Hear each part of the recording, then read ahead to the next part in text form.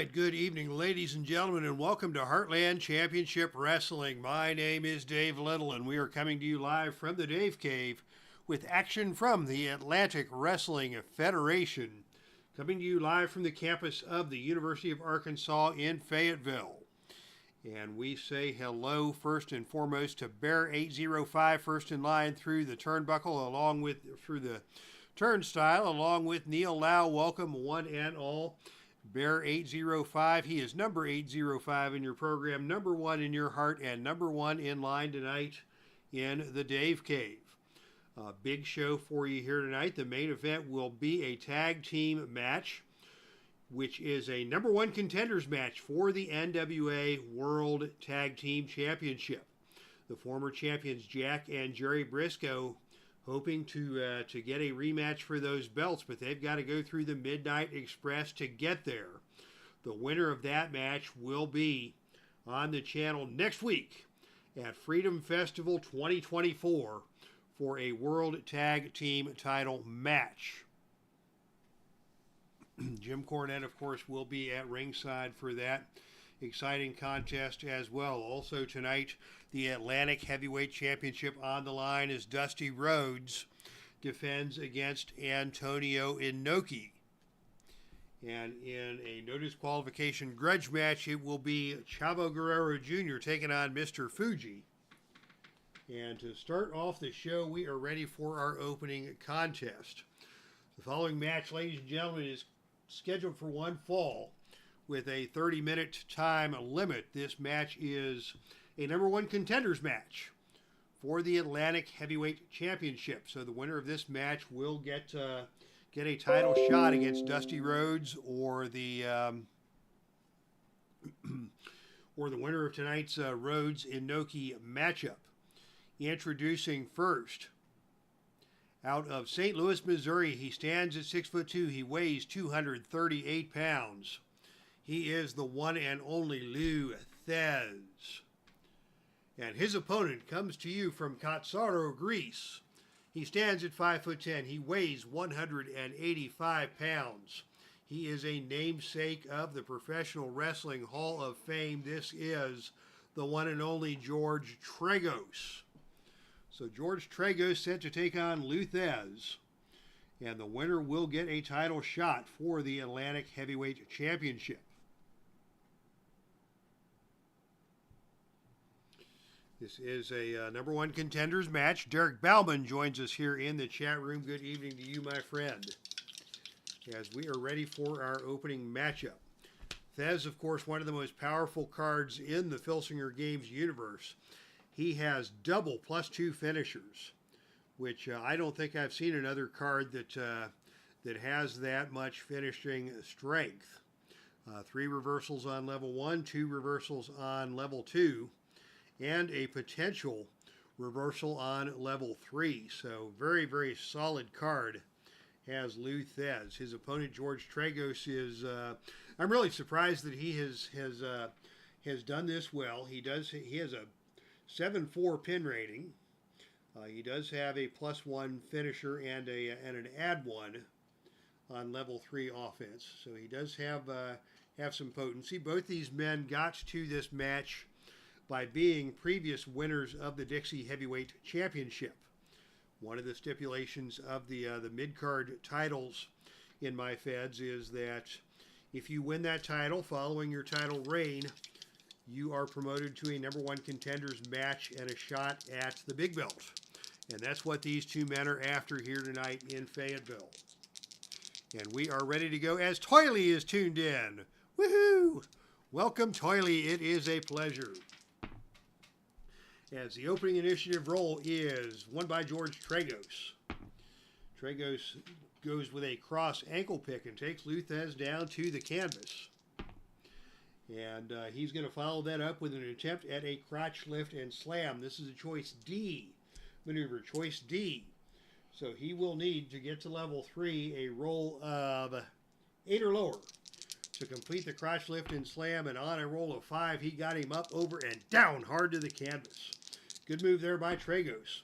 And THESZ is hurt, slowly getting to his feet.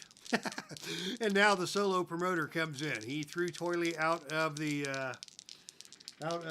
broadcast area and replaced him with solo promoter, the one and only Grant Pachoco, man of many talents, and as we see tonight, man of many identities. And Kathy Evans also tuning in as TRAGOS in control. Goes with a double leg pickup and slam. THESZ is hurt. And TRAGOS follows that up with another attempt at the crotch lift and slam. 8 or lower is the roll he needs, and he got him. He got him down.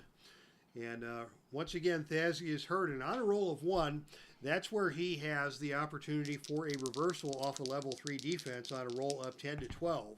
He does not get that here, but file that one away for future in this match. THESZ is a very dangerous man, even on the defensive. TRAGOS now, still in control, goes with a, thought about a whip to the turnbuckle. Thought better of it, and instead he goes for the hip lock takeover.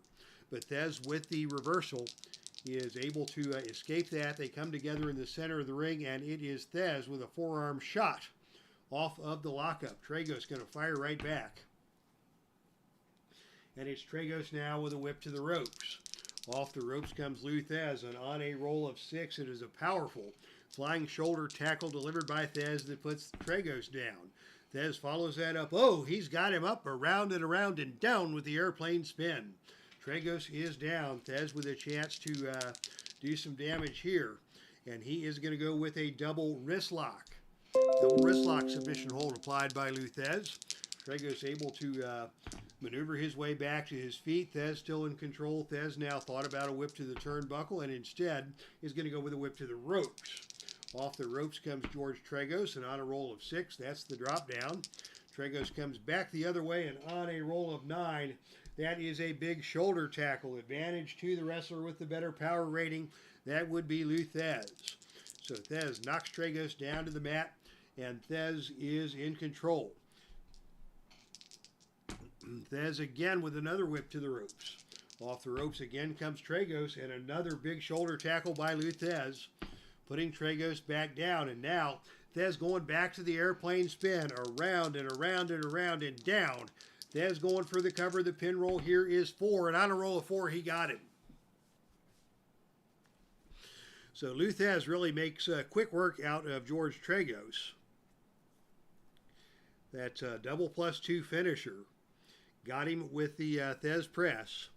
And Lou THESZ is now the #1 contender for or he's in line for a title shot somewhere down the line, as Lou THESZ will be a formidable opponent for either Dusty Rhodes or Antonio Inoki, depending upon who comes away the victor in tonight's title match. Raise the volume, says Neil Lau. Let me see what I can do about that. Anybody else having volume issues? I am looking like I am in the green on these, at the high end of the green. And I think I've got the intake volume as high as it will go. So if anybody else is having a volume issue, please let me know, and I'll see what I can do offline to adjust that for the next time. All right. So thank you for the attendance at the first match. Got a number of folks in the chat room now. A couple of folks have already paid a visit to the like button, and we do appreciate that. As we are now coming up on our next match, which is a grudge match. A no disqualification grudge match. Ladies and gentlemen, the following contest is scheduled with one fall, and it is a no disqualification match. Introducing first from Osaka, Japan. He stands at 5'10". He weighs 258 pounds. This is Mr. Fuji. And his opponent comes to you from El Paso, Texas. He stands at 5'9", weighs 210 pounds. This is CHAVO Guerrero Jr. Okay, yeah, I'm not a natural roller of the R, so I did my best. And this match came from a recent match where Fuji and Saito defeated CHAVO and his cousin Eddie Guerrero when Fuji threw salt into the eyes of CHAVO for the pin. So CHAVO has asked for this no disqualification grudge match, and of course, Eddie Guerrero standing guard, as well as Mr. Saito at ringside in the event that things should go sideways. Grudge match dice are in play for this one, as Fuji and Saito are set to square off, and the opening initiative roll is won by Mr. Fuji. And it is Fuji who comes out with a rake of the back. Rake of the back, but CHAVO is all over that, and CHAVO comes right back with a basement drop kick. Very nicely done. And he's immediately going to go for the cover on Mr. Fuji. Roll of 3 is the pinfall, but on a roll of 9, Fuji able to kick out, but CHAVO took that cheap shot from Mr. Fuji, came right back with a big drop kick, and immediately has taken control of this match, and now out of the ring we go. Out of the ring and down to the arena floor we go, and on a roll of 8, that is CHAVO with a clean win and a slam onto the announcer's table. How about that? Mr. Fuji tasting the pine as he hits the announcer's table hard, and CHAVO is back in control, much to the joy of the fans here in Fayetteville, as well as the joy of his cousin Eddie. And now we have CHAVO going up for a death jump. Death jump coming up from CHAVO. And on a roll of 6, that is an awesome flying clothesline off of the top rope that puts Fuji down to the canvas. CHAVO still in control, and now CHAVO with a brainbuster, and Fuji stays down. Fuji in trouble here as CHAVO has taken control. And CHAVO now is going to go for a spear tackle. This is a choice D maneuver. And to complete this on level 3 offense, he'll need a roll of 8. And on a roll of 6, CHAVO hits the spear tackle. And once again, Fuji is down. Fuji in trouble here, not gotten anything going. And here's a big tornado DDT by CHAVO that again puts Fuji on the canvas. And now another big brainbuster. Fuji finally getting to his feet. CHAVO still in control. And CHAVO goes back to that basement dropkick, that low dropkick again. And again, CHAVO going for the cover. The pin roll here is 4 or lower, and on a roll of 9, Fuji is again able to kick out. CHAVO has been in control from the start. Here's another tornado DDT. And again, CHAVO going for the cover. The pin roll here 5 or lower, and on a roll of 6, he almost got him. That's going to be 3 tokens of fatigue, and Mr. Saito has seen enough. Saito coming into the ring to interfere. Outside interference chart will be rolled. This is a no disqualification situation, and on a roll of 8, your ally distracts the referee, but the referee orders him to leave. That's not going to happen, but we'll say that Eddie Guerrero intervened on behalf of his, is it nephew or cousin? I think Eddie is the uncle, and CHAVO is the nephew. That's how it works, because CHAVO Guerrero Sr. is Eddie's brother. Eddie, the much younger brother, almost the same age as CHAVO Jr. So Uncle Eddie took care of business there and got rid of Mr. Fuji. And CHAVO now is back in control, and CHAVO is going to take things out of the ring once again and down to the arena floor. Will we see shenanigans here? We will not. Instead, it's Mr. Fuji on the arena floor, and again, on a roll of 9, it is CHAVO hitting that cannonball off the ring apron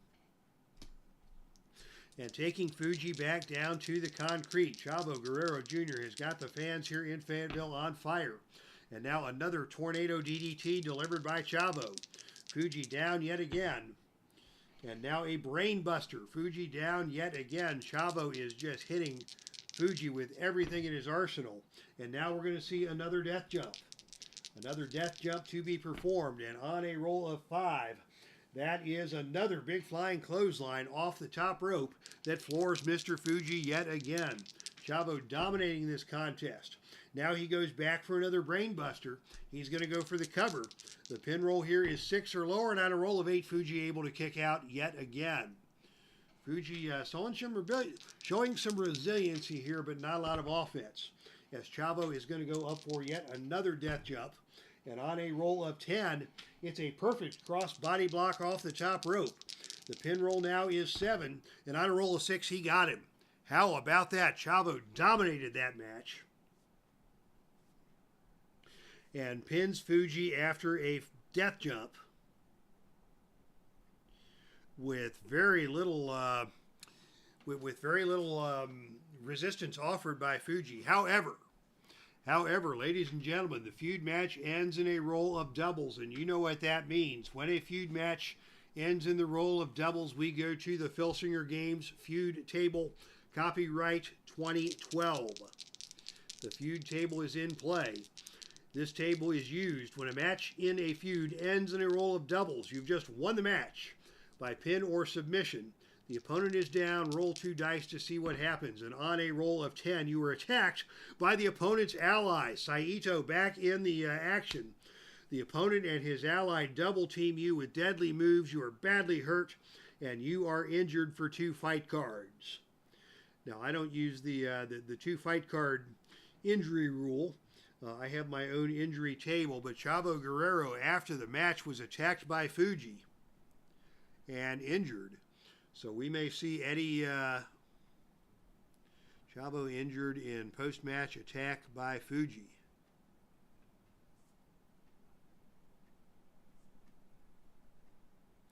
And what the heck? Let's go ahead and roll the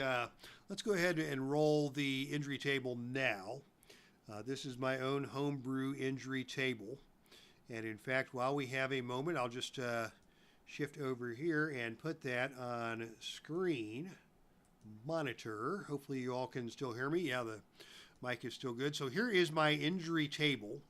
You should be seeing my injury table on the screen. And it is based off of a D20. And since CHAVO was injured for supposedly 2 fight cards after a feud match and a double team attack, we will add 2 to the injury roll.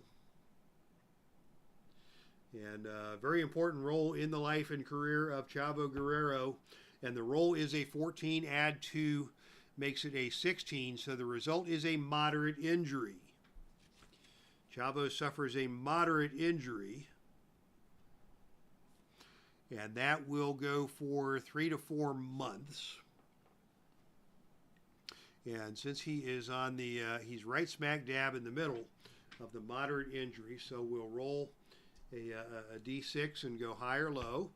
And he is going to be moderately injured for 4 months. And if you have the Filsinger game injury tables, or you have the ringside companion, you can see the adjustments that are made. CHAVO will not be totally out of action, but he will be limited in some capacity.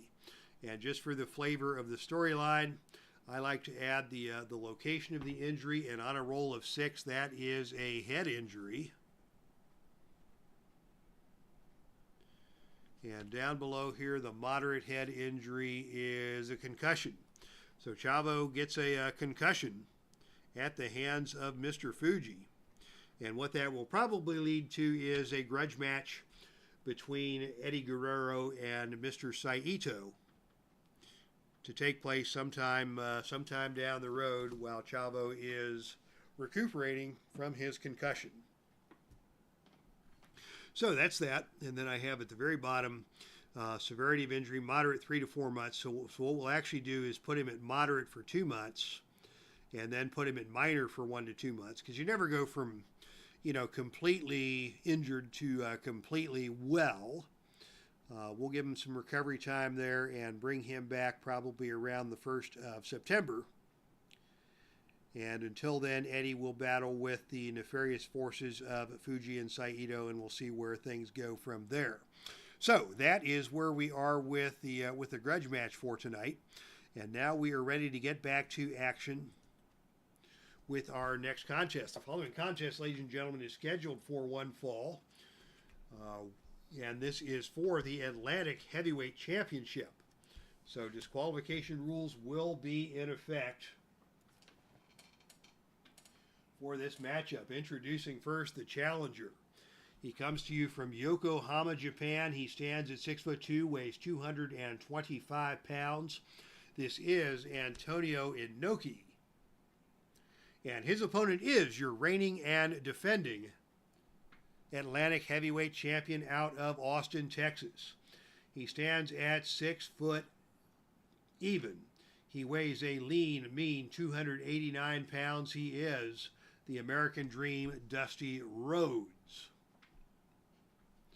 So Dusty Rhodes is here in Fayetteville to defend his Atlantic Wrestling Federation Championship against the #1 challenger Antonio Inoki. Inoki won a 3-way match, a triple threat match against Curt Hennig and Mr. Wonderful Paul Orndorff to get to this point.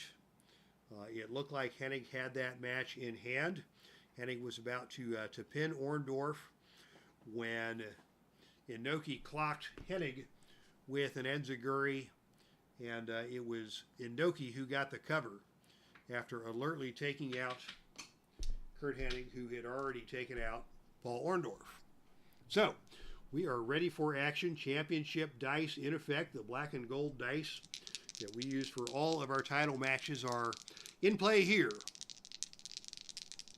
as Dusty Rhodes prepares to go to battle against Antonio Inoki. Little handshake here to start things off. Both these men appreciated by the fans around ringside, although Dusty Rhodes is the fan favorite, given his immense popularity, especially across the southern United States. And as we get things started, it is Dusty who takes the opening initiative role, and it is Dusty who comes out with an attempt at a scoop slam. That's an agility move. So Inoki able to dodge out of the way of the scoop slam, and it is Inoki who comes back with a whip to the turnbuckle back. So thank you for sticking it out, those of you who were able to stick it out. And let's see, it was Inoki who had just rolled out of the ring and down to the arena floor when we were disconnected. So on the arena floor, Inoki with a roll of 9. That is again Dusty Rhodes winning the brawl on the arena floor with a throat drop onto the security railing. Wow, things getting nasty between Dusty Rhodes and Antonio Inoki. Dusty Rhodes pulling no punches here. As Inoki crawls back into the ring, he's going to get hit with another Stardust pile driver. Inoki slow to get to his feet as he is hurt. Dusty stays on him, and Dusty with a big drop kick. Oh, Inoki sidesteps the drop kick, and it is Inoki now who is in control with a hard open hand slap. Wow. Dusty and Inoki, things getting heated here. After the brawl on the arena floor, Inoki comes with a hard open hand slap, beating on Dusty Rhodes like he was the great Antonio. And now it is Dusty being taken down with an inside leg trip by Inoki. Inoki back in control. And Inoki now tries for the body slam. That's a power move. And that is going to give the advantage back to Dusty Rhodes. And Dusty with a flip, flop, and fly dumps Antonio Inoki onto the canvas. Rhodes follows that up with another flip, flop, and fly. And this time Inoki goes down and stays down. And on a roll of 6, it is Dusty going for the figure 4. This is a +1 finisher. The submission roll here will only be on Snake Eyes, and on a roll of 6, Inoki able to power his way out of the figure 4, but he eats his first point of fatigue in the process. And Dusty now goes with a big elbow drop, and Dusty again going to the cover. Again, the pin roll is Snake Eyes, and again, Inoki able to kick out, but Rhodes starting to do some damage now. Got the heavy lumber going. And now another big elbow drop from Dusty. Another cover by Dusty. And another kick out by Antonio Inoki.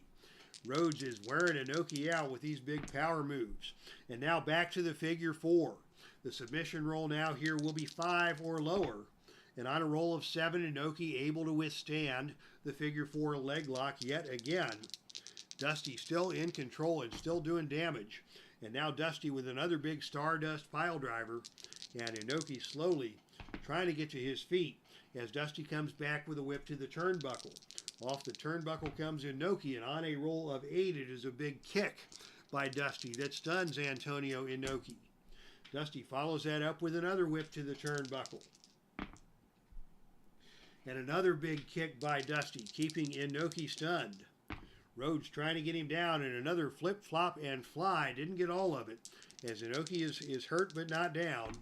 And now another flip, flop, and fly, and this time Inoki is taking a powder. He is leaving the ring.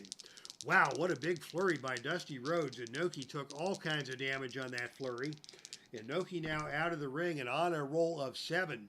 It is the slam onto the announcer's table by Dusty Rhodes as action continues to heat up. And Dusty remains in control. And Dusty now going back to the figure 4. The submission roll now will be 6 or lower. And on a roll of 10, it is INOKI again able to make his way to the ropes. INOKI has just about been worn out, but Dusty Rhodes is staying on him. And now the figure 4 yet again. Submission roll now will be 7 or lower. And on a roll of 4, finally, he got him. So Dusty Rhodes, after a close match, comes up with a huge flurry of moves to finish off INOKI with the figure 4 leg lock and successfully retain the Atlantic Heavyweight Championship. That means, of course, THESZ will be next in line for Dusty Rhodes. We'll see that match next month on the mats in the Atlantic Wrestling Federation. And fans, that brings us now to our main event of the evening, and this is going to be a good one. We will again shuffle up the out of the ring events. Saw that Grant Bachoco had come out with a set of these cards, our friend the solo promoter, which are specifically geared for the Champions of the Galaxy version of this fine board game. A lot of objects appearing in Grant's universe, like the a Etherian rod or something else like that. I'm not conversant in all of the cultural aspects of Champions of the Galaxy, but Grant has tailored some of those things to the flavor of Champions of the Galaxy, and I applaud him for doing that, and thank you for the credit that you gave me on the Discord when those cards were released. So yeah, everybody enjoy the cards, and I don't know, Grant, if those are available to folks, but perhaps feel free to leave your contact info in the chat if anybody wants a Champions of the Galaxy themed version of the outside action cards. All right, ladies and gentlemen, the following 45-minute time limit. Disqualification rules are in effect for this contest. As this match has World Championship implications, this is a #1 Contenders match for the NWA World Tag Team Champions. The winner of this match will go on to next week's hype event, the Supercard Freedom Festival 2024. We celebrate the 4th of July in the Heartland with the Freedom Festival, and next week it will be live here on the channel, including an NWA World Tag Team Championship match, pitting the winners of this match against the reigning World Tag Team Champions Tony Gurria and Larry Zbyszko. So here we go, introducing first the manager. Partner from Huntsville, Alabama, stands at 6 foot even, weighs 233 pounds. This is beautiful Bobby Eaton. And their opponents are the former NWA World Tag Team Champions, looking to get back into contention for those titles. At a total combined weight of 441 pounds out of Blackwell, Oklahoma, it is Jack and Jerry, the BRISCO brothers.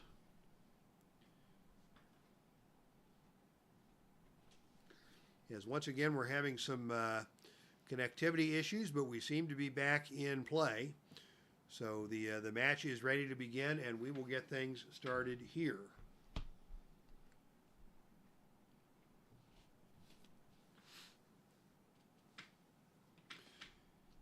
And we will use the championship dice, since this is a World Championship Contenders match. And to open things, it will be Jerry Briscoe starting off against Stan Lane. And the opening initiative roll is tied. And that means we go to the Shenanigans book, the Face to the Mat booklet, brought to you by Play Games. We will go to the tag team charts, and it will be Jerry Briscoe rolling on the tag team wild card chart And on a roll of 42 is the wrestler Strong. These two men are of equal strength. So neither of them has the strong advantage. Wrestler takes advantage of a distraction to land a blow, scores 1 point. So we'll say that there was some shenanigans with Cornette and ringside, and we will give Jerry Briscoe the advantage on level 1 offense by virtue of that roll. So Briscoe comes out on level 1 offense and tries for a monkey flip. That's an agility move, and the agility ratings are equal. So as Lane is up, over, and down to the canvas, Lane looks for the defensive tag and is able to bring Bobby Eaton in just like that. And we will see a lot of those defensive tags in this match. I expect this match to be a classic. I don't know if it'll be as classic as the Bulldogs and Mark and Jay Briscoe last week, but certainly that was a banger. Now Eaton is in the ring, and Eaton is going for a Bulldog. This is a choice B maneuver, choice B, so he can either go with an agility roll of 6 or lower, or turnbuckle B. He will go with the turnbuckle B, and on a roll of 9, it is a big kick by Bobby Eaton. Eaton scores with a big kick as Briscoe comes off the turnbuckle. Eaton now in control as Briscoe is hurt, and Eaton now follows that up. Oh, double goozle, double team, double goozle applied, and that is an add 1 move. So just like that, Jerry Briscoe absorbs a point of fatigue. Stan Lane now the legal man in the ring, as Jerry Briscoe has been hurt. And Lane now comes back with a drop toe hold and an elbow drop, another double team move, and another add 1. So the tag team of the Midnight Express is getting it done here with a couple of double team moves. And now Jerry Briscoe is down. He's going to try for the defensive tag, and on a roll of 10, he cannot get there. Stan Lane in control now. On level 3 offense, he is going to go for the crawling headbutt. This is a choice F maneuver, choice F. So to hit choice F at level 3, he's going to need a roll of 8 or lower. And on a roll of 5, he connects with that crawling headbutt. And Jerry Briscoe is hurt and slow to get to his feet. Stan Lane stays on him. And Stan Lane now comes with a spin kick. Jerry Briscoe still hurt. And now Lane is going to tag in his partner, Beautiful Bobby. And we're going to see some double team action attempted by the Midnight Express. And on a roll of 8, it is a deadly elbow smash delivered by Beautiful Bobby. Jerry Briscoe remains hurt, and Jack Briscoe anxiously awaiting his first opportunity to tag into this match, as Eaton now stuns Jerry Briscoe with a stinging right hand. Boy, did Bobby Eaton have one of the greatest right hands in the business, or what? And Eaton stung Briscoe that time. And now Eaton comes back with a divorce cord, driving the shoulder of Jerry Briscoe into the canvas. Briscoe still slow getting to his feet, and now another double goozle and another add 1 maneuver successfully completed by the Midnight Express, and now Jerry is leaving the ring out and down to the arena floor. Oh, and on a roll of 12, we may see a count out here. On a roll of 6 or lower, there will be a count out. And on a roll of 10, Briscoe able to make it back into the ring ahead of the 10 count. And let's see, if you're not counted out, add 1 to your pin rating. So things have gone from bad to worse for Jerry Briscoe as he left the ring, and he was dropped stomach first across the security railing by Sweet Stan Lane at ringside. Jack Briscoe not very happy about that, but Jerry is back in the ring. Eaton's in control, and now Eaton with a slingshot backbreaker. Jerry is down again. Jerry again trying for a desperation tag, and again Jerry is unable to get there. Boy, the Midnights have cut off the ring. This is a clinic of tag team wrestling, as Beautiful Bobby and Sweet Stan are dominating the former NWA World Tag Team Champions. And now it is going to be the finisher. It is going to be the finisher. Vegematic executed by the Midnights. The pin roll now is 3, 7, 10 or lower. Jack's got to make the pin save here. And on a roll of 5, Jack is able to make the save. So Jerry eats another point of fatigue. Jack makes the save, but Eaton and actually on a tag move, it is now Lane who is in the ring and in control. And now it is out of the ring we go. Jerry Briscoe is pulled out of the ring by Brother Jack. But on the outside, on a roll of 10, that is the foreign object roll. So Jerry Briscoe gets clocked with a foreign object out there. We'll say it was the tennis racket of Jim Cornette. This is a disqualification roll. There is no disqualification here. But Jerry Briscoe crawls back into the ring where Stan Lane is waiting. And Lane is now going to go once again for that crawling headbutt on a roll of 8 or lower. And he connects once again. And Jerry Briscoe has been hurt. Jerry Briscoe trying to get back to his feet. Lane stays on him. Lane with a flurry of karate kicks. Briscoe down once again. Jerry desperately seeks the tag. Jerry still cannot get there. Here comes Beautiful Bobby. Double team attempt. And on a roll of 7, it is a bone-crunching double clothesline delivered by the Midnight Express. Jerry remains in trouble here.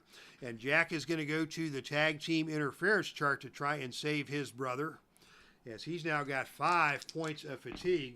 And on a roll of 8, the referee puts Jack Briscoe out of the ring.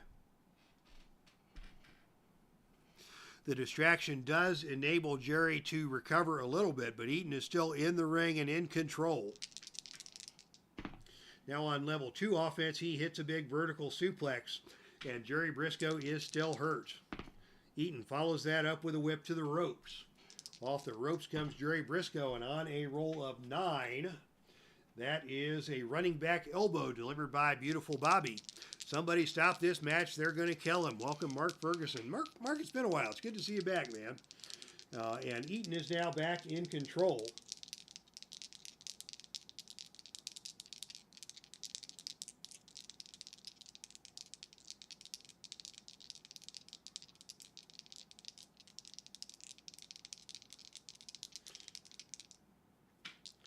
And Eaton now comes back, and oh, they hit the double goozle again. Another double goozle executed by Eaton and Lane. That's going to add a point of fatigue.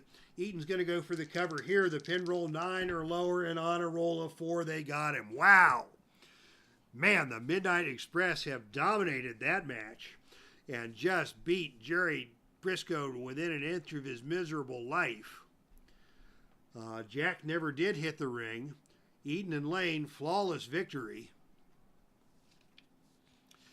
And Eaton and Lane now have won the opportunity to go on to Freedom Festival 2024 next weekend to face off with the team of Tony Gurria and Larry Zbyszko for the NWA World Tag Team Championship. We have another update from Mark Ferguson. Been in Alaska and brought back the flu. Goodness, man! I hope you feel better soon. Our best wishes go out to Mark Ferguson. Corny is going nuts at ringside, waving that tennis racket all over the place. Mama Cornette, very proud, back home in Louisville, as the Midnight Express have won the opportunity to wrestle for the NWA World Tag Team Championship next week at Dawn of Destiny 2024. All right, fans, that is where we will wrap things up for tonight. Thank you to everybody who joined us. And thank you to everybody who stuck it out through some connectivity issues. Got back on the chat after a couple of delays. Mark Ferguson, of course, thank you. Frank Wainscott. Sorry if I missed you coming in. Frank Wainscott came in time to pull for Dusty Rhodes, and Frank Wainscott goes home happy. Bear805. Kathy Evans. Solo promoter Grant the Toilet Bachoko. Neil Lau. Derek Bauman. Thank you one and all for checking out tonight's broadcast of Heartland Championship Wrestling live from the Dave Cave.